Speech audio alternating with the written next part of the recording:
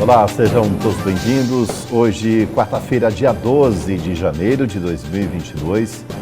Excelente quarta-feira, um dia abençoado para você. Estamos começando a notícia de frente pela sua TV Vila Real, canal 10.1. Comigo a parceria aqui na bancada, todas essas manhãs, Kleber Lima. Bem-vindo, boa quarta-feira, Kleber. Bom dia, José Porto, bom dia, Daniel Petengi, um bom dia especialíssimo para você que nos honra com a sua qualificada audiência todos os dias. Satisfação com você, Daniel. Daniel Petengil, bom dia. Boa quarta-feira, Daniel. Bom dia, satisfação é minha, Porto. Bom dia, Kleber Lima. E bom dia a você que nos assiste. Bom, já acordamos hoje, né? Aliás, já dormimos com a informação de mais um aumento no preço dos combustíveis. Não está fácil, né? Começa um ano novo e cadê a paz? A tão almejada paz. Isso. E um aumento expressivo, né? Exato. A gente estava ontem comemorando aqui o fato de o preço do etanol ter recuado e a expectativa de que a gasolina também seguisse a mesma toada. Mas ontem a Petrobras, já a partir de hoje, né, anunciou o aumento do diesel em 8% nas refinarias e da gasolina em 4,80 de alguma coisa também nas refinarias. Esse valor certamente vai ser passado para o consumidor e já vimos que o mês de janeiro não será de tranquilidade para o motorista. E a gente tem que destacar que qualquer aumento no combustível, ele influencia a alta em preços em vários outros setores da economia, como alimentação, por exemplo. Kleber, é sempre esse impacto, né, que o Daniel está colocando. Quando a gente fala de um aumento de preços, às vezes da base, né? Quando fala, o preço que aumentou lá no diesel aí parece que 24 centavos, né? Para a distribuidora, na refinaria. Enfim, mas isso quando chega na ponta, o impacto é muito grande. Agora, nós já estamos aí com uma inflação que fechou o ano de 2021, né, expressiva, alta no preço dos alimentos. Parece que esse ano vai ser um ano mais inflacionado ainda, quando falamos dessas consequências, né? Porque o combustível é o principal fator de energia do país. É o 10,6, né? A inflação de 2021, oficial agora, definido ontem, influenciada majoritariamente pela alta nos combustíveis. Então, aumento do combustível afeta, como bem disse o Daniel, toda a cadeia produtiva, todo o mercado, né? Porque tudo está relacionado ou à produção ou ao transporte, num país como o nosso, que é rodoviário, aos combustíveis, especialmente ao óleo diesel. Ontem a gente eu comemorei uma abastecida, né? Assim, alegria de duas frases: a alegria de pobre dura pouco e foi a melhora de morte, né? Porque melhorou para subir mais do que já estava. Então, não será um ano fácil, como bem disse o economista Vivaldo Lopes, que nós trouxemos aqui já no dia 3 de janeiro, né? Primeiro entrevistado do ano. Sim. E as previsões não são boas para a economia do Brasil esse ano. Bom, mas existem vários questionamentos quanto a esse fator até da política de preço da Petrobras, né? Na opinião de vocês, falta pelo menos uma estratégia, né, em relação ao setor econômico brasileiro para que os combustíveis não apertem tanto quanto a isso? Ou é fundamental, é isso que acontece de fato na prática, segundo o que a própria Petrobras e setores do governo defendem, que quem regula o preço é o mercado e quem regula o preço, na realidade, é o investidor, né? Quem Sim. ganha com o setor de combustíveis. O Brasil está num mato sem cachorro, porque toda a cadeia do petróleo é dolarizada, né? E isso também agora de manhã, o governador do Piauí, o Ayrton Dias, que preside ali o consórcio do Nordeste, já se manifestou também dizendo, tá vendo? Já tem esse fator político também. Sim. Tá vendo que a culpa não é dos governadores? Porque nós congelamos o ICMS por 90 dias. Aqui também em Mato Grosso houve esse anúncio do pacote do ICMS, até reduzindo a pauta aí da alíquota do ICMS sobre os combustíveis, mas mesmo assim vai continuar a aumentar, porque a Petrobras segue uma lógica de mercado, segue o preço do dólar, né? Então, atrelado ao petróleo. Um dia depois de, como bem destacou o Kleber, a gente comemorar aí o recuo no preço do combustível para o consumidor, já vai ter esse novo aumento e a perspectiva que isso continue acontecendo ao longo do ano, infelizmente. Kleber, esse fator político ficou muito bem definido, né? Com essa movimentação. Primeiro, o presidente Bolsonaro cobrou muito essa redução de impostos. Ela surtiu um certo efeito até para mostrar como é que funciona, digamos, né, essa composição toda dos encargos, mas na prática é evidente que combustível, por exemplo, é a principal base de arrecadação dos estados, né? Aqui em Mato Grosso a gente fala do diesel, é muito forte isso com o agronegócio. Mas de fato ficou também muito claro que a solução não está nos governadores mexer com essas alíquotas, né? O problema é muito mais amplo do que isso. O buraco é mais embaixo, né? No caso, mais em cima, porque é política nacional regulada pelo câmbio, pelo Ministério da Economia, pela Petrobras. A diferença deste governo para outros é que os outros governos intervinham no câmbio. Porque se você liberar, deixar a lá vão ter, deixar o câmbio ser ditado meramente pelo mercado, ele fica descontrolado, fica um negócio absurdo. Aí você chega a conclusões assim de que uma parcela grande da população fica excluída do mercado de consumo do mercado de consumo, inclusive de combustíveis, né? Então é preciso que o governo intervenha, que o governo compre combustível quando está muito barato, que ele venda quando está muito caro. É o que se faz em relação a um tanto de coisa, né? Ou seja, tem que ter uma estratégia de Estado. Tem que ter, não dá para deixar ao sabor do mercado. Essa o caminho não é a interferência na empresa, na Petrobras, mas o governo tem que fazer a lição dele também para ter essa, ou pelo menos minimizar as consequências. E Porto, você né? citou, o Kleber também citou a questão da inflação do ano passado. Houve esse descompasso dentro da própria área econômica do governo, porque o presidente do Banco Central, o Roberto Campos Filho, ele vai ter que escrever uma carta, né, para o próprio Ministério da Fazenda, da Economia, e para o Palácio do Planalto para explicar por que a inflação passou de 10%, algo que não acontecia desde 2015, né? Porque a projeção que a área econômica do governo fazia era de 2,5% a 5% para fechar o ano. Isso, lógico, no começo de 2021. E essa taxa dobrou, né? Chegamos a mais de 10%.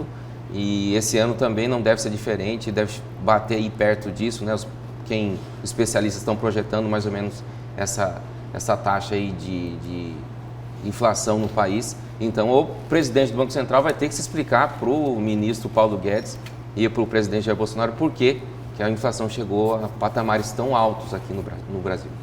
E é que eles estão tão preocupados assim, né? Olha, e aproveitando esse assunto dos combustíveis, vamos falar sobre justamente, né, a situação de calamidade, né, que o governo acabou conseguindo passar pela Assembleia em relação aí ao congelamento do IPVA.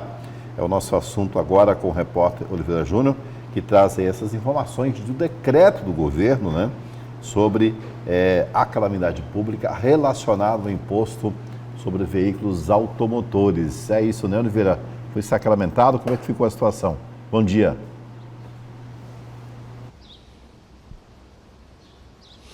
Isso mesmo, Porto. Bom dia para você, bom dia, Kleber, Daniel Petengil, você que acompanha o programa Notícia de Frente em todo o estado. Como nós falamos ontem, né, que havia a possibilidade da aprovação do congelamento do IPVA em Mato Grosso, isso se confirmou por unanimidade. Os deputados se reuniram numa sessão extraordinária ontem, aliás, foram duas sessões, uma de manhã, outra à tarde, para votarem esses projetos emergenciais enviados pelo governo do estado, essas mensagens até a Casa de Leis. Portanto, foi aprovada por unanimidade esta mensagem, esse projeto de congelar o valor do IPVA, ou seja, o cidadão que iria pagar o imposto com cerca de 40% a mais em relação ao que ele pagou no ano passado, este ano, vai pagar o mesmo valor de 2021.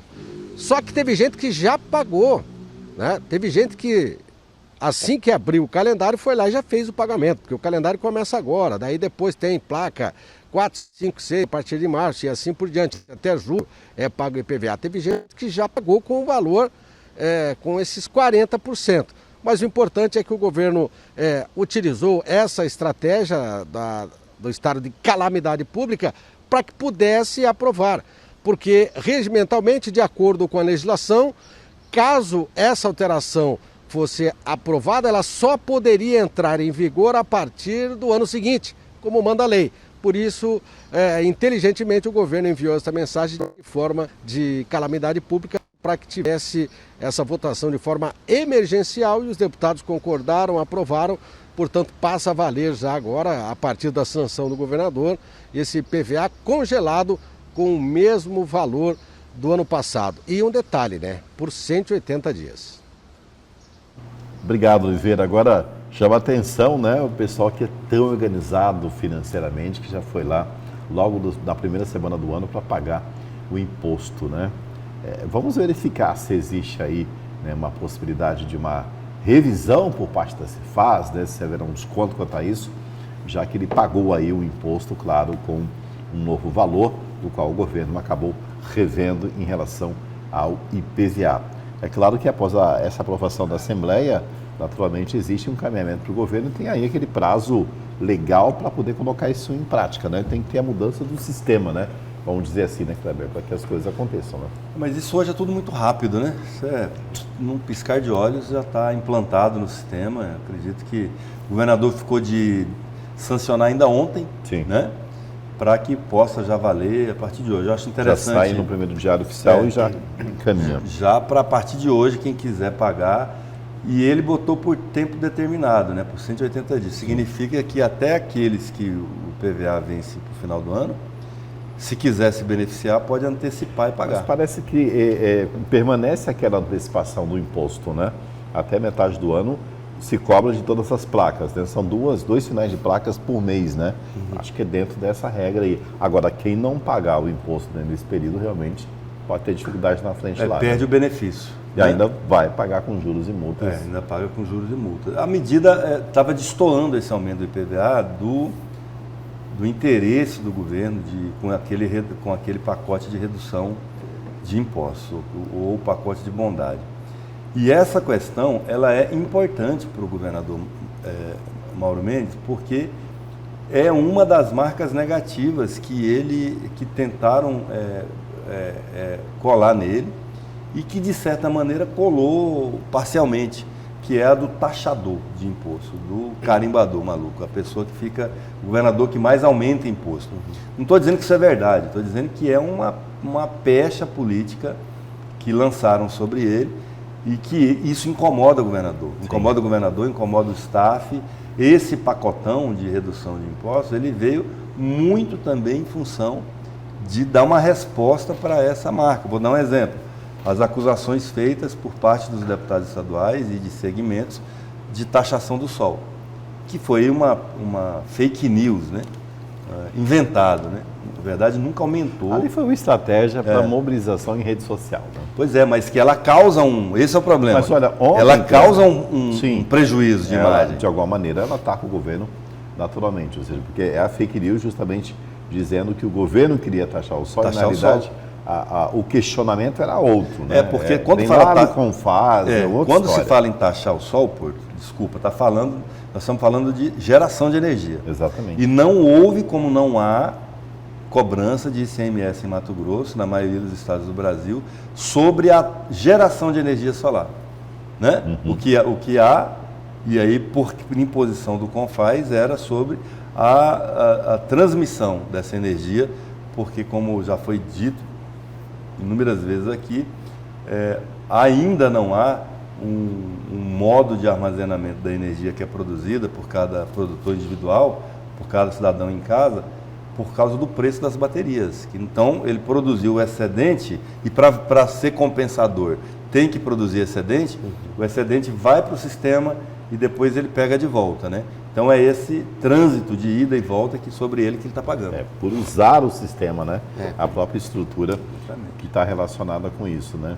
Mas, ontem, Daniel, acredito que você viu isso até pelo jornal também, mas o que teve de deputado com fotinha, com publicações nas redes sociais, olha, eu aprovei, eu votei, né, para aprovar esse congelamento do IPVA. Então, assim, É claro que é uma estratégia de comunicação, mas mais do que nunca a gente vê uma situação dessa e fala, nem a discussão adequada teve, né? Mas o importante é a fotinha circulando com os dizeres, né? Eu aprovei. Todo mundo tentando tirar uma casquinha, né? Exatamente. Da aprovação. O que dá para se destacar também é essa articulação que parece que está bem mais harmoniosa do governador, desculpe, com a Assembleia Legislativa.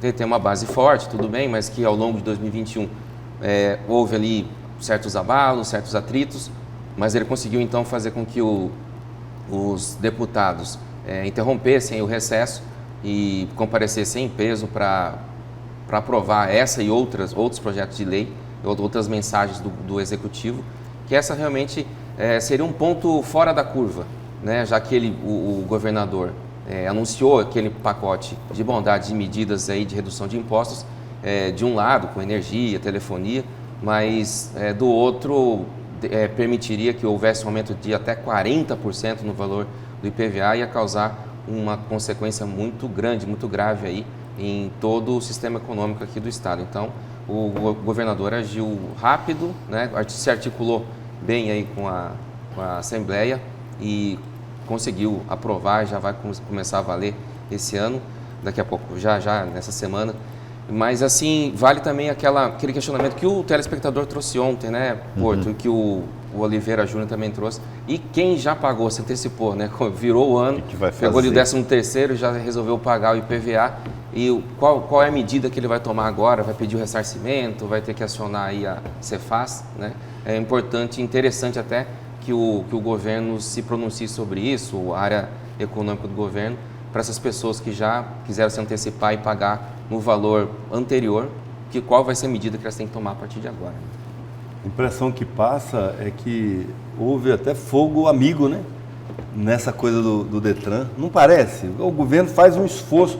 O que o governador, pessoalmente, e a propaganda oficial do governo, a comunicação oficial do governo, jogou de peso em cima dessa redução dos impostos no final do ano, de novembro, porque assim, mandou para a Assembleia, esse assunto ficou orbitando, gravitando, aí aprovou, ele ganhou mais ainda, que a sanção só aconteceria esse ano, né? Aliás, sancionou o ano passado, mas para valer esse ano, então teve vários pit stop assim, de comunicação para poder explorar o assunto. E aí vem o Detran começando a falar, aqui é diferente. Comigo não, aqui nós vamos ter aumento. Vamos seguir o fluxo. E aí o governo precisa encontrar uma medida legislativa estranha, extrema, né? Até extrema. De decretar né? Calamidade pública. Foi o jeito que ele encontrou. Para garantir imposto. Foi o jeito que ele encontrou de corrigir a nhaca, né? Que provavelmente tenha vindo do Detran ou algum iluminado da equipe econômica que esqueceu de avisar o governador, tem um aumento previsto do Detran, do IPVA. Corrigiu rápido o governador, mas deve ter ficado muito irritado com o responsável ou ter causado esse aumento ou não ter avisado que ele estava... Era quase 50%. Porque a articulação toda para fazer um decreto de calamidade pública, né? Então, no momento em que a sociedade nem quer ouvir muito nisso, né? Porque lá atrás foi, né? E muita coisa ficou atrelada a esse decreto devido à pandemia, mas realmente foi aí a consequência, né, do ato, ainda gera desdobramentos no próprio governo. E parece que foi, inclusive, deve ter sido realmente uma decisão da PGE, né, consultada pelo governador. O que podemos fazer agora, assim, rápido, de imediato, né, para resolver isso de imediato, um decreto de calamidade. Só tem um jeito. Só tem um jeito, vamos decretar o decreto. Manda para frente, né? Mas olha, valeu toda essa iniciativa porque realmente no bolso, né, do condutor do Mato Grossense aí 50% até na maioria dos casos, né, o valor do imposto é um peso muito grande, sem contar que o governo já está oferecendo até aqueles R$100 de desconto pelo MT Cidadão, né, aquele programa lá que incentiva as pessoas a pedirem a nota fiscal, né? Ou seja, era mais uma ação do governo que com esse aumento acabaria também zerando, né? E o pessoal gostou dessa ideia porque quando você consegue algum centavo, né? Ou seja, qualquer valor de imposto que diminui é sempre uma vitória para o cidadão, para o contribuinte, porque a tendência é ao contrário, né? É subir sempre os encargos dos impostos. Gente, olha, vamos continuar falando aqui de política agora, especificamente, mas tá um zoom, né? Tá toda uma questão aí de articulação, já algumas brigas, né? No PSL, que era o partido do presidente Jair Bolsonaro lá atrás, e aí tem uma galera, né, que permanece no PSL, tem outra que já está desembarcando do partido, e o deputado federal Nelson Barbudo, do PSL, que sempre foi um ferrenho defensor, né, do partido e da base de sustentação do presidente Bolsonaro, ele confirmou a sua candidatura à reeleição pelo PL, que é o novo partido onde está, né, Jair Bolsonaro, e negou estranhamento com o colega José Medeiros do Podemos, quem estaria de malas prontas para o partido e poderia ser seu concorrente direto, né, na disputa eleitoral. O Francesco Gomes traz mais detalhes para nós sobre essa suposta rusga aí, Barbudo e José Medeiros. O deputado federal Nelson Barbudo, do PSL, confirmou sua reeleição pelo PL, o Partido Liberal, e negou o estranhamento com o colega José Medeiros, do Podemos, que também estaria de malas prontas para o partido e poderia ser seu concorrente direto na disputa eleitoral. De acordo com Barbudo, nada irá tirá-lo da disputa por mais 4 anos na Câmara Federal. A candidatura dele foi selada em uma reunião com o presidente nacional do PL, Valdemar Costa Neto, ainda que a sua filiação precise ser concretizada. Barbudo ainda rebateu os rumores de que a possível ida de Medeiros para o PL poderia atrapalhar os seus planos. Atualmente, Medeiros está no Podemos e Barbudo no PSL. O parlamentar afirmou que possui uma boa relação com o colega bolsonarista e que vê a ida dele para o mesmo partido como uma chance de formar uma chapa forte. O deputado José Medeiros ainda não confirmou quais são os planos políticos futuros. Ele, que até recentemente se colocava como o candidato do presidente ao Senado pelo Podemos, se viu em uma saia justa com a ida de Bolsonaro ao PL, que já tem como candidato natural à reeleição o senador Wellington Fagundes, presidente da sigla em Mato Grosso. Na sequência, com a filiação do ex-juiz Sérgio Moro ao Podemos e o lançamento de sua pré-candidatura à presidência da República, a situação do deputado ficou ainda mais complicada e sua permanência no partido prejudicada. Nós vamos saber então quais os próximos capítulos a respeito dessa questão de extrema importância. Lembrando que este ano é ano político e tudo pode acontecer. As imagens são de Marcos Xavier com apoio técnico de Olavo. Francesco Gomes para a Notícia de Frente. Kleber Lima, nesse caso aí, como estamos, né, em relação a José Medeiros, porque agora ele tem Sérgio Moro, né, e por outro lado, claro, né, seguir o presidente Jair Bolsonaro. Agora temos Barbudo e José Medeiros. São moderados bolsonaristas ou não? Não combina, a gente sabe que não é um paradoxo, né? Bolsonarista moderado. Desculpa, mas o Barbudo parece que está meio moderado, né? De vez em quando ele aumenta o tom, mas até deu uma sumida o deputado Barbudo. Ele é ruim mesmo de serviço, né? É diferente, ele é ruim de serviço. Ele é deputado fruto de um casuísmo, né? O Barbudo é fruto de um casuísmo. Jamais seria, numa situação normal de temperatura e pressão, jamais seria deputado federal em Mato Grosso. Imagina, é uma caricatura que ganhou vida, né? O Barbudo, eu digo o seguinte, ele é uma caricatura que tinha nas redes sociais, um meme que alguém fez uma simpatia, ele ganhou vida. Mas ele continua aí com uma legião de seguidores. Não, nem tanto. Ele tem até uma conexão com as bolhas de redes sociais nacionais. Não votam aqui, as pessoas não votam aqui. Então, o que eu quero dizer é o seguinte, o fenômeno que levou o Barbudo à Câmara Federal não se repetirá. Você acha que ele não tem chance de reeleição? Chance, sim. Quem sou eu para dizer, né? Que não tem nenhuma chance, mas é muito pequena, muito reduzida, porque ele é fruto de um fenômeno. Uhum. E os fenômenos não são raros, senão não seriam fenômenos, seriam eventos naturais, ou normais da natureza. Se eles são fenômenos, é porque são excepcionais, né? E ele é um fenômeno, ele é fruto de um fenômeno que é um evento excepcional de uma circunstância específica da eleição de 2018, quando houve aquela avalanche, aquela embriaguez coletiva que acontece com qualquer fenômeno assim. As pessoas vão no arrasto, no efeito boiada quem que é aquele ali? Então a caricatura, e ele era uma figura caricata, ninguém conhecia. Aliás, ninguém conhece até hoje. Você sabe, conhece alguma coisa do Barbudo além das pautas de ódio que ele defende nas redes sociais? Ninguém conhece, ninguém sabe que ele é de Itiquira, que ele foi vereador lá, que a mulher dele é vereadora lá hoje, que ele tem 2 filhas, que pouca gente sabe que ele logo mal assumiu na Câmara, já arrendou uma fazenda aqui grande, do ex-candidato a suplente da senadora Selma, que é um produtor muito... Então, assim, a vida dele, a atuação dele é muito pouco conhecida. Diferente do Medeiros. O Medeiros tem também esse barulho, essa evidência, por causa da conexão com as pautas de ódio, ou com as pautas bolsonaristas, de outra forma, né? Para quem... hoje eu estou de paz e amor com os bolsonaristas, não quero confusão hoje. Então, essas pautas bolsonaristas, mas ele tem mais consistência, tem mais presença. Medeiros perdeu prestígio nas articulações.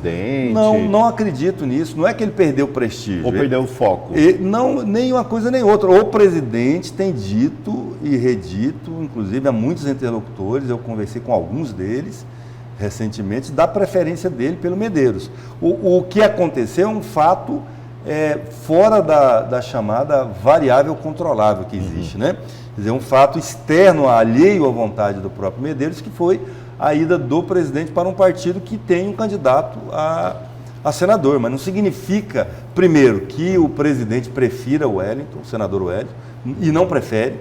A gente sabe disso, o senador Wellington não tem do DNA do bolsonarismo, ele não tem empatia com as bandeiras bolsonaristas, ele não tem conexão mesmo com as bandeiras bolsonaristas, ele não é aceito, existe uma refração dos bolsonaristas raiz, né? Eu tenho falado assim, em relação ao ex-senador Wellington, e o Medeiros seria naturalmente o candidato desse público, ou alguém do tipo. Na eleição passada, Porto, a gente já teve uma situação parecida, que foi o apoio formal que o presidente acabou dando para a coronel Fernanda. Mas não porque ele gosta, ele nem conhecia ela, nem conhecia.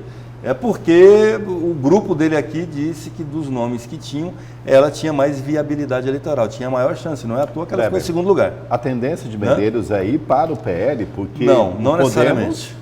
Não necessariamente. Não necessariamente. A tendência dele é estar num partido que alinhado com o presidente Jair Bolsonaro. A ida para o PL são outros 500, porque já tem outras pessoas lá que já foram, né?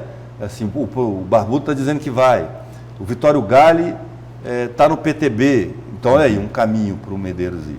Então, que partidos são esses que vão estar alinhados com o Bolsonaro? Ele tem que estar num deles, necessariamente. E eu ainda acredito, primeiro assim, só para deixar claro, eu considero o deputado Medeiros infinitamente mais consistente e consequente, sob qualquer ponto de vista que você queira avaliar, do que o deputado Barbudo, que eu considero um casuísmo. Com todo o respeito que possa ter a ele, mas eu acho que não se repete, não se reelege. E outra coisa, foi o mais votado, né, da eleição passada. Foi. E outra coisa que eu quero pontuar, o deputado Medeiros ainda tem uma chance grande de ser candidato a senador, e com apoio expressivo dos bolsonaristas e quem sabe até de algum filho do presidente aí gravando para ele, viu? E aí o presidente trabalharia com 2 candidatos a senador aqui, o Medeiros e o Wellington. Daniel, é claro que agora, e você já tinha colocado isso, né, essa semana aqui na bancada da Notícia de Frente, a situação ficou aí conturbada. E a gente sabe que aqui em Mato Grosso, por exemplo, né, nessa análise do Kleber, mas o Estado é um reduto bolsonarista, né? Quem tiver um alinhamento direto, né, ou aquele apoio do próprio presidente Bolsonaro, tem chance de ter mais votos na urna no dia das eleições. Por isso essa disputa até aí de Barbudo e Medeiros, de quem que teria né, uma atenção maior do presidente Bolsonaro. Mas agora a política real na prática, eles não conseguem, eles não têm um arco de partidos junto ao presidente que dá essa sustentação. O tabuleiro eleitoral em Mato Grosso ainda está bastante indefinido, mas existe essa densidade eleitoral do presidente aqui em Mato Grosso, que é muito expressiva, e até por isso eu acho que o deputado Medeiros não está tão angustiado assim sobre o futuro dele, sobre o destino dele para algum partido, porque ele está realmente, além dos bastidores, em contato com o grupo político do presidente, ele tem a convicção de que será apoiado, de repente até para o Senado também, né?